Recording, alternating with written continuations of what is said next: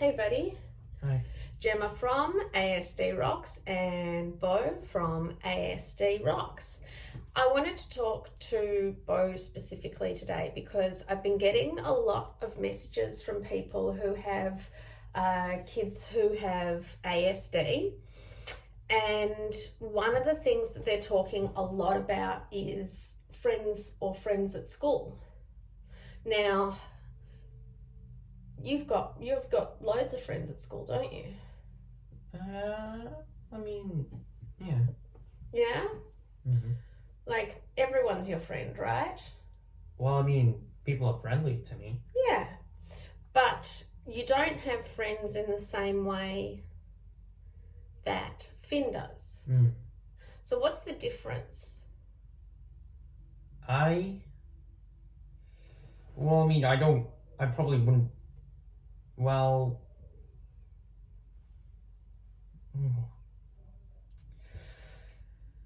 I'm not too sure. Okay. I would be perfectly fine where I am right now. You're very happy Yeah. how you are now. Yeah. And with the number of friends and with the closeness of those friends. Mm-hmm. So, for example, Finn has a very best friend out of all of his friends, doesn't he? I guess I can see that, yeah. Yeah. Do you have a very best friend out of... No. So Finn also has his friends, different friends, over to our house, right? Mm. But you don't really have any friends over, do you? No. And I think this is an extremely, extremely important subject because a lot of parents think that if you're not bringing home friends, that you don't have any friends or you're not happy. Well, the best thing to do is ask if they have any friends and just listen to them. If they've got friends, they have friends, and if they don't, well, you probably know what to do from there. Okay. What I'm trying to show is the difference between what some parents see as being friends. Finn has friends that he brings home, friends that he talks to outside of school. Yeah, my main point is just because they're not bringing over friends doesn't mean they don't have any. And it doesn't mean that they're not happy. If I forced you to bring someone home from school for a friendship, how would that make you feel? It would probably make me feel uncomfortable. A lot of parents think that who do you hang out with at lunch? Probably Anthony when I am. Yeah, when you are hanging out with someone. Yeah. And how often does that happen? Not as much as it used to. No, wouldn't even be once a week, would it? Wouldn't even really be once every 2 weeks, would it? You sort of see him and he walks past, but you guys aren't really hanging out at lunch, are you? And what about at recess? What do you do at recess? It's probably the same thing as I was doing before. But are you happy? Yeah. Yeah? So if parents are worried that their kids don't have any friends at school, then they should probably ask if they do. And if, for example, you think that people are friendly to you, as you walk past them, you say hi and they say hi, or there's just a basic interaction, that means they're friendly, right? Yeah. But they're not your friends like Finn has friends. So it could be perceived that you don't have any friends. But you're happy. Yeah. And if I was worried about you and I was saying, it's not healthy to have no friends, which is what one person has said, I feel really worried for my child because I don't think it's healthy not to have any friends. Do you think it's unhealthy? Well, it would probably depend on how the child's feeling. 100%. I agree with that 100%. I think that our social, so this comes down to psychology that you've been studying, and stigma. Oh, yeah. I think this comes down to stigma. How many friends a person has in our society and in our movies. If you just have the perception like, oh, if you don't have many friends, you must be a very lonely person. It's sort of something like that. But me, for example, like, I don't have lots of friends, but I'm still happy nonetheless. Exactly. And you're healthy. Yeah. Yeah. And the worst thing that I could do would be to try and force you to fall into what my perception of friendship is. So I think you don't have any friends because you don't speak to anybody at school, you don't play with anybody at school, you don't call anybody after school, you don't have anybody come over. Therefore, I think that you're unhappy. I think that you're unhealthy. That is my stigma because our movies and our social environment says the more friends you have, the happier you are, whether you're popular or not popular, all Yeah, but I feel like people are misinterpreting the image. Like, you can be mildly happy while not having friends. It's just saying the more friends you have, the more happy you'll be. Like, that doesn't mean you'll be unhappy if you don't have any friends. 100%. Or maybe for people on the spectrum, they are happier with less friends. Because what happens when you get into big crowds?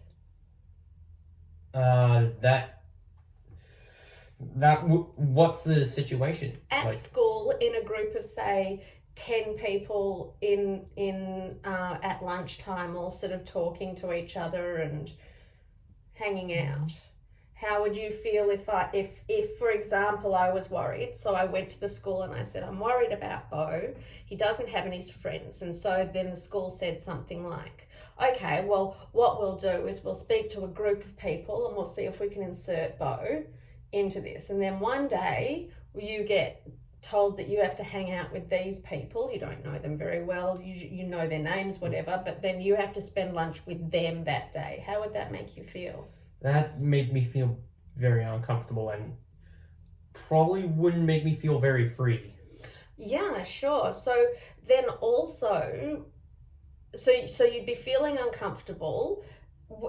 You've been asked to do this because other people's stigma says, or my perception as a parent says, it's not healthy not to have friends. It's not healthy not to talk to anyone. It's not, but that's not true. You're very healthy. Yeah. Are you healthy physically? I think you're very healthy physically. You're not unwell in any way. Are you healthy mentally? Yeah. I think you're very healthy mentally. Do you think that having a group of friends to hang out with at lunchtime would make you happier, or? Well, I mean, depending on the person you are, it could make you happier. It could, depending on the person you are, absolutely. But I think that's what we have to find out, don't we? Who is the person? And one of the things that we can say within autism is that people who are on the spectrum generally, when you introduce yourself to new people, what's one of the things you say? I have autism and I'm very shy. Very shy. So maybe forcing them into these group situations, or even a one-on-one with someone else. Like when you meet someone new, how does that, just one person new? I'd feel very uncomfortable. Even when it's in your own home. Yeah. Right? So Because I don't know what they're like. I don't know if they're gonna do something. They're gonna do something that's pretty crazy. I don't know. do you know how to carry on a conversation with them? Like how to start and create and carry on a conversation? No, not really. No. And is it stressful to try and have to think about how, like if I said, right, this person is coming over and you guys are going to be friends, and then I dropped you downstairs together and left and said, go be friends, how would that be? Well, I'd be struggling a bit because I don't have any plans. So, for example, for Finn's birthday, he liked to have a sleepover, and Finn has some friends at school that you go to school with, right? And they're quite friendly with you, aren't they? Not technically your friends. Yeah. I know it's your reaction. You always do that. It's a little bit like hiccups for you. So your Finn's friends are very friendly with you. Yeah. And in a lot of ways, although you don't contact them personally, and although you don't ask them to come over, when they do come, you're very comfortable. Yeah, I guess it's because when my brother does it, I know I can trust them. Okay. Because Finn will make sure I'm safe. He does. But quite often now we find a lot of Finn's friends wanting to be your friend too. Like they want you to play, don't they? Oh, yeah. And sometimes when you're comfortable and when you feel comfortable, I find the three of you, or four, if like there's the two of you in here and a couple online, and you're all laughing and playing together, aren't you? And so technically I'd say, yes, you have friends. No, they're not your friends, but they're people that you're comfortable to let into your environment and be completely 100% yourself. And you don't need a plan because you sort of know them and you feel safe. Yeah. Yeah. And so for you, is that what it is about sort of new...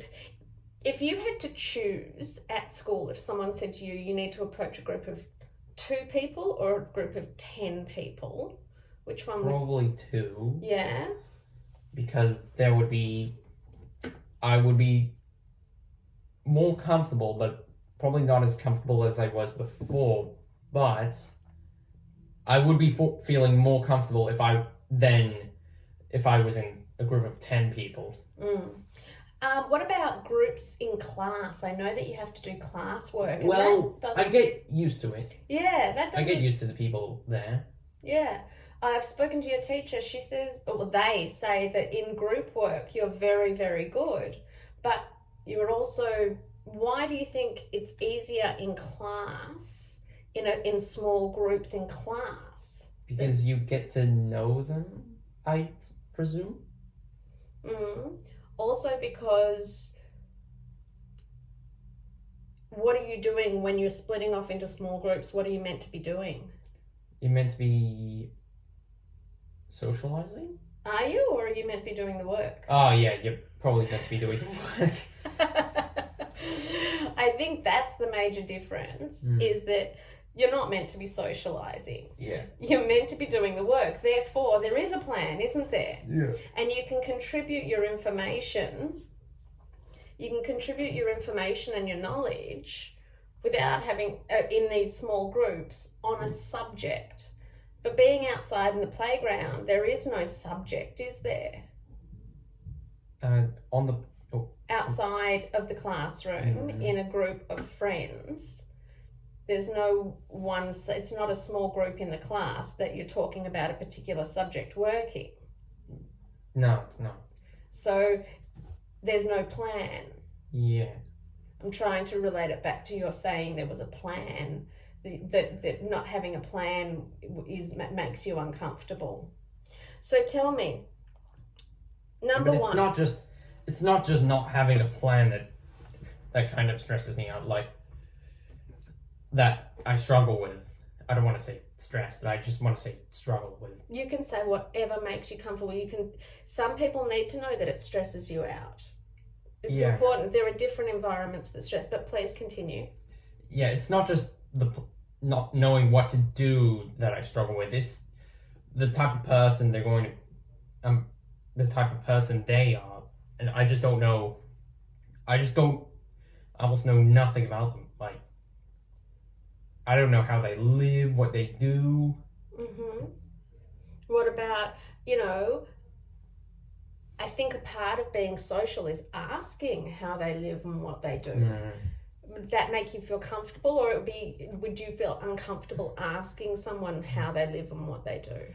I think I'd be uncomfortable because, like,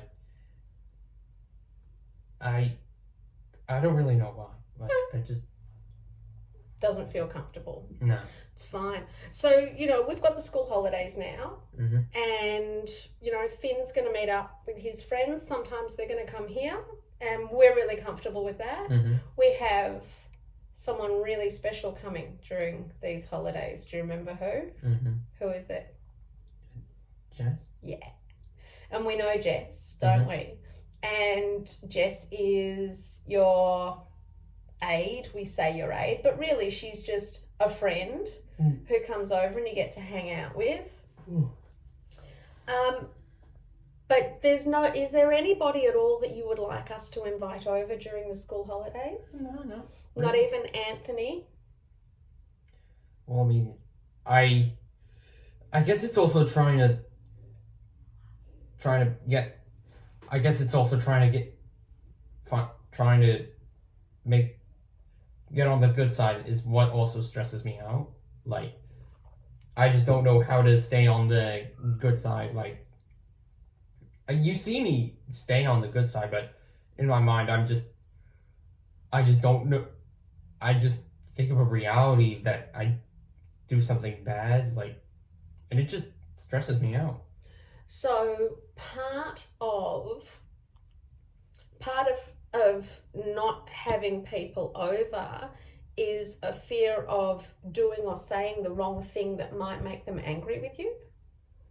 Well, not specifically angry. Okay. Just a negative feeling in general. Them having a negative feeling towards you, or you having a negative feeling towards them? The first one. Them having a negative. So maybe you say something that is culturally different that might make them feel bad, or maybe you say something that would upset them. Is that the sort? Yeah, the second one. That would upset them, and that could be anything, couldn't it? Yeah, I don't know what it is. I don't know what their triggers are, and I just. That's okay. That's really interesting. And I just don't want to light the fuse for any of them. So because you don't know what anybody's triggers are, it's easier for you. Like, you don't know. So many people have different triggers that would, and whether it be religious, cultural, social, environmental, like, someone, you might make one of your jokes that you think is really funny that other people find offensive. Is that what you mean? Yeah, basically. You could invite, for example, Anthony over and then watch Jimmy Carr. And he might, and you just don't know how he's going to react. Well, I mean, I'd probably find out what jokes would make him offended. How do you find that out? I just probably ask, do you have any triggers or anything? Yeah, it's really interesting, actually. When I was a kid at school, we had this thing called the shits. someone would crack the shits with you. Yeah. Right? And trust me, girls do it so much more than boys, right? Girls, like, you could say something and like a week later you find out that one of your friends isn't talking to you because you've said something and you didn't even know you said it. That's actually a pretty normal thing, and that's how, and when I say normal, I mean we can't not offend everyone. I offend people all the time on here. There are people that don't agree with how I've raised you. But we do, don't we? Yeah. I see you now and who you are and who you've turned out to be as it couldn't be any better. It's enabled us to sit here and talk about something so conceptual. We're not talking about something, what is this called?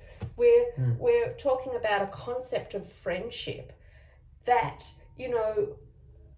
10 years ago, you probably couldn't have had this conversation. You certainly wouldn't have known what a stigma was. So many people don't agree with the way that I talk to you, how much I talk to you, how loud I am when I talk. You're not going to come across anybody in this world more offensive than me. That's how some people see it. Do you like me? Yeah, of course. No, it doesn't have to be of course. Not everybody likes their mothers. Yeah, I know, but you certainly don't make me angry. So you like me? Do you love me? Yeah. Do you enjoy my company? Yeah, of course. Not of course. It doesn't have to be of course. That's the thing. Some people don't, especially at 17, or 16 or 17, those later teenage years, there's heaps of kids out there that just like, Mum, F off. Like, just get out of my face. I don't want to talk to you. But are you like that? No, not at all. Not at all. We love our chats. A lot of people on who watch ASD Rocks who maybe are new people, sometimes they get on and they see a new one and they don't see how far we've come and where we've come and what we've done, and they're like, this chick's nuts.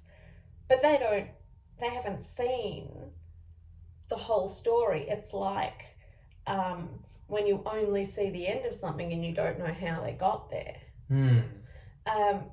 But again, because I'm the one on here doing this, and because I'm the one trying to help people, and you are too, and you're amazing with helping people, because you sit down here and you have these discussions, it's your words that help people more than mine.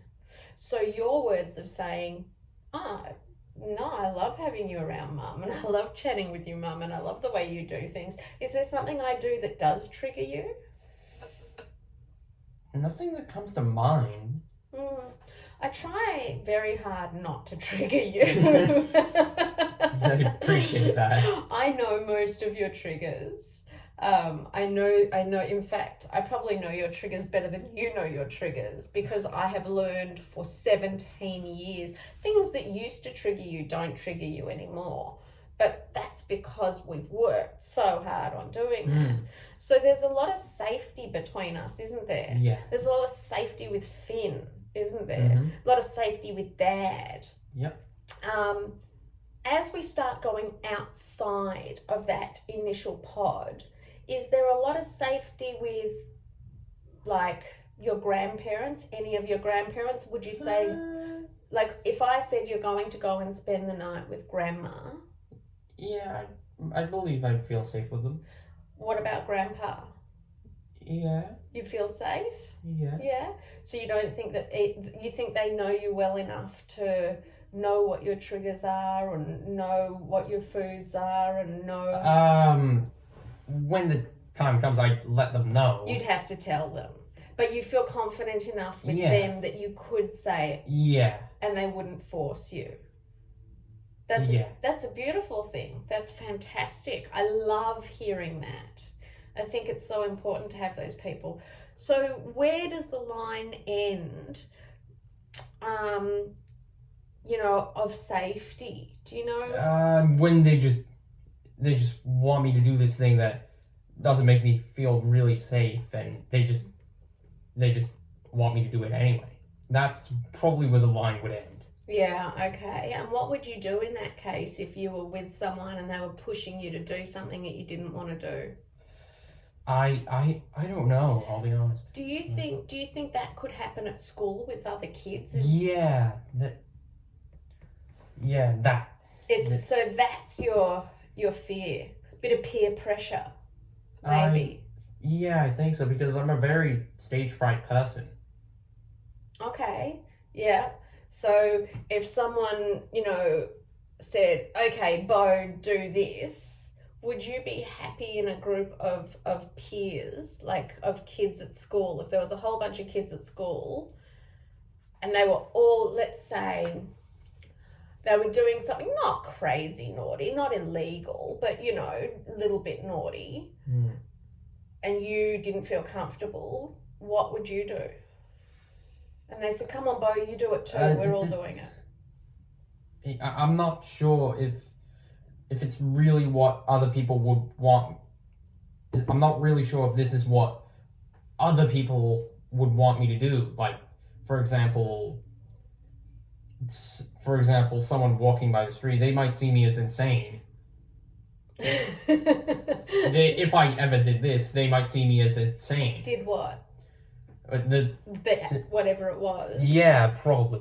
It probably just depends on the situation, on what we're even doing in the first place. Yeah, for sure. Because if it's like vandalizing graffiti, then yeah, that would be a reasonable line to draw. Okay, but that wouldn't be insanity. People who are caught for vandalizing are never charged with insanity. They're charged with damage of property, but not insanity. Yeah, but I know, but I'd probably be seen as a criminal is my point. Ah, okay, sure. What about something like a couple of weeks ago, there was a situation at school where kids weren't allowed to go down to the local 7-Eleven.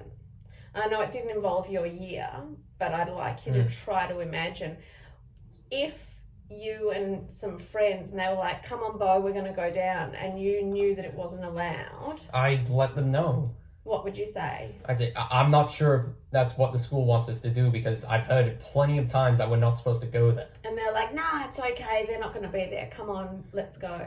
I'd let them know that they've got security cameras if we do anything bad.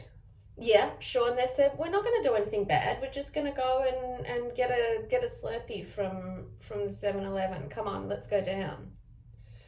That would relieve my tensions a little bit, but then again, I don't know if they're lying or not. I guess it all just comes down to trustworthiness. Beautiful.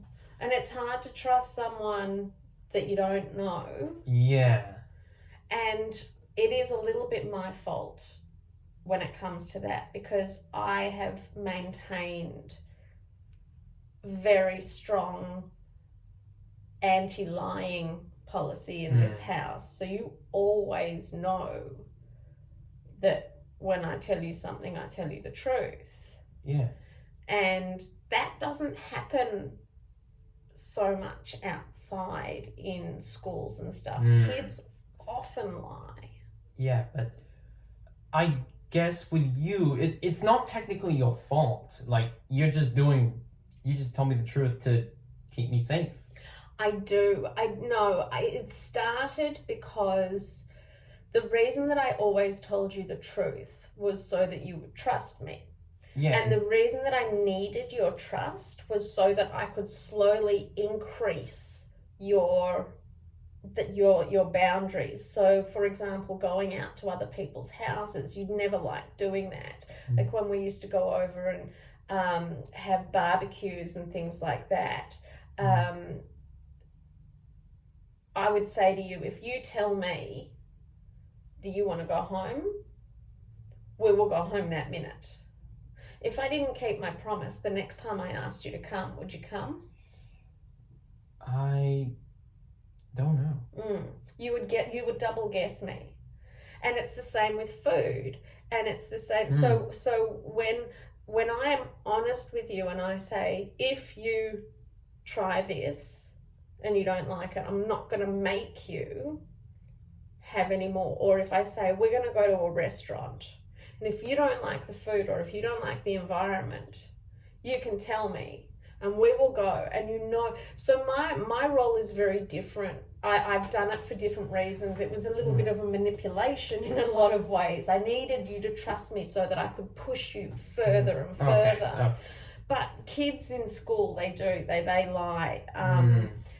Finn has a lot of trouble with one of his friends who lies a lot. And he's recently sort of been like, I'm just going to block him. I can't handle it anymore. He's just lying all the time and he's just over it. But lying is there's all these different kinds of lies. Yeah. There's like silly lies, like you lie to be silly. Yeah, like to be intentionally silly. Like they're probably called harmless lies. Harmless. Oh my god. Yes, harmless lies. Like they're lies that are just intended to be funny. Almost like jokes, really. Yeah. Like if I got a pretend spider and put it up the side, that would be, and I would say, oh, there's a spider on your arm. And there wasn't. That's lying, but it was supposed to be silly. Yeah. Okay. Sort of, yeah. But then again, there's also protecting lies to protect you. Like lies that have the purpose to keep you safe. Well, that try to keep you safe. And then there's just regular lies that are just meant to be bad. Yeah, straight up lies. Did you do this? No, I didn't. Yeah. And then there's another lie. It's called lying by omission. It's my most hated lie. It's the lie where... It's basically like, I lied because I had no choice. No. It's the lie where you don't tell someone, like if you...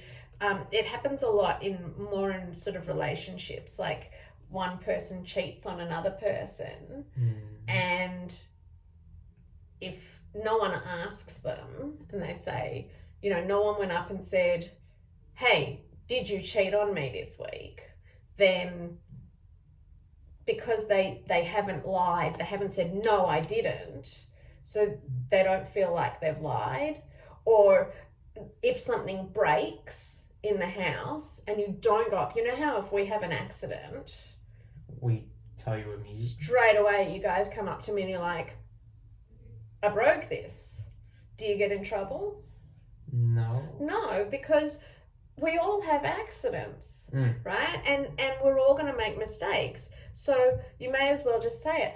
But if you don't tell me and I find it later, then you've lied by omission. You haven't come to me to tell me. You've omitted the truth. You've hidden it. But you didn't lie because you didn't say, oh no, I didn't do that. You just didn't say anything. And that happens a lot in more grown up, much more grown up. Kids are they hide the truth, it's also something that they do. So all of these. But because the truth can be scary sometimes. So this all comes down to having friends, doesn't it? How do I speak to them? What are their triggers? Do I tell them the truth? Don't I? Because the truth might scare them. How do I... There are a lot of factors in being a friend that are too much for me to think about. Which is why... And I just feel very pressured about it. And because it can be very overwhelming. So that's why I struggle to make friends.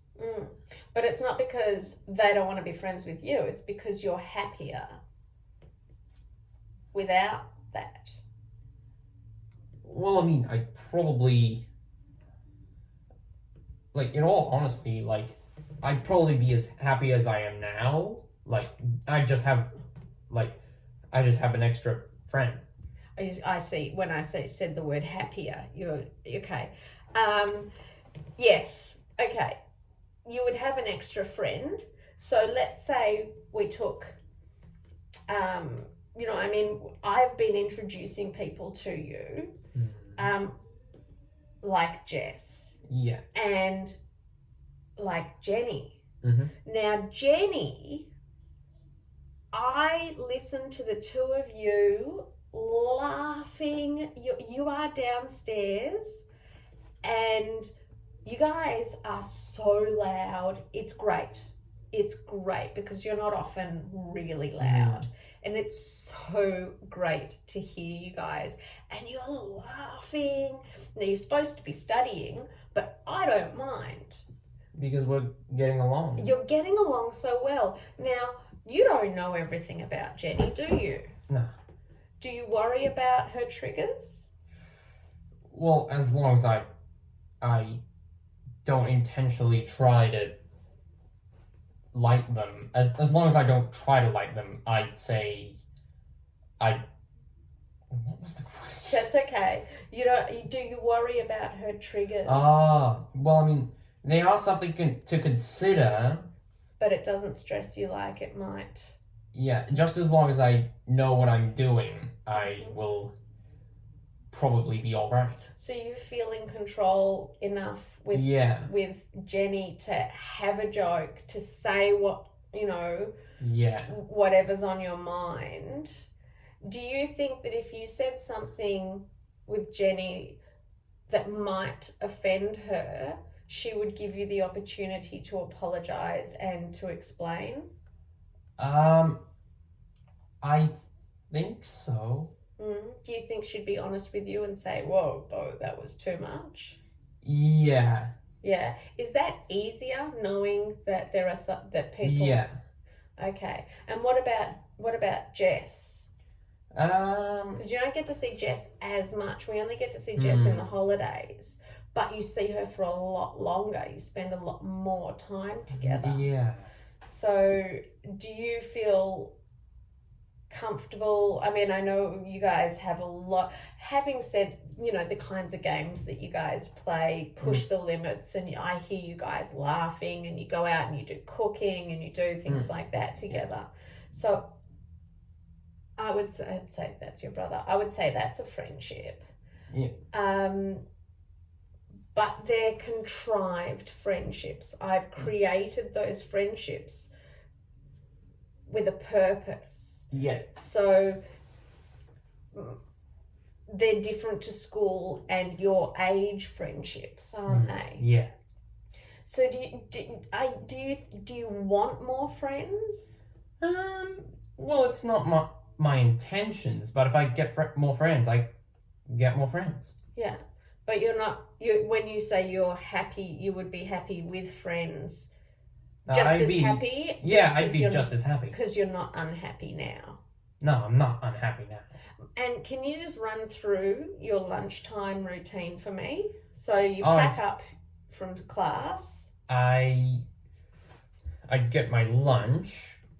Well, I would go to my locker and pack away my stuff first, and then I'd get my lunch, and I have a snack, and then once my lunchbox empty, I just roam around. Yeah, roam around on your own? Yeah. And nobody bothers you? No, not quite. What does that mean, not quite? Every now and then there are out of the ordinary moments. Which is what?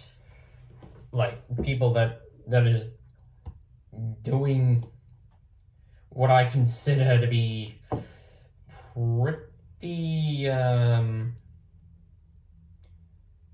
pretty crazy. I'll just leave it as that for now. Do these other people have issues? No, when I see them, I just assume they know what they're doing, and the others are just having fun. But like the activities they're doing is this, like, for example, well, it'd probably be questionable, like